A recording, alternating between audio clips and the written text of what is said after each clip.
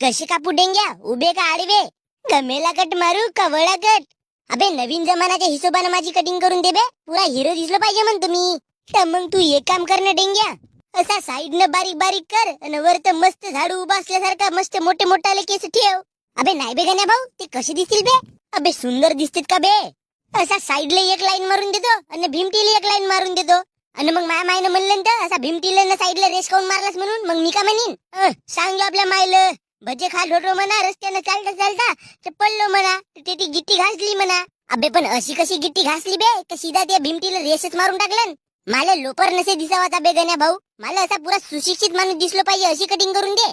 तर मग आपण असा करून तू आता फक्त दाढी करून टाक. अबे पण दाढी करावाला दाढी तर पाहिजे ना. अबे नशे तर का झाला, असा वारला फेस लावून टाकू आणि आडा तेडा ब्लेड मारून देतो. चांगला 2-4 वेळा वस्तेला तुझ्या चेहऱ्याला रेटलो का झाला खुतवी निघणी चालू होते. म्हणजे मला दाढी येणी चालू होईल. हा मग काट. आणि केस बे, अबे केस आपण पुरा विराट कोहली सारखे करू.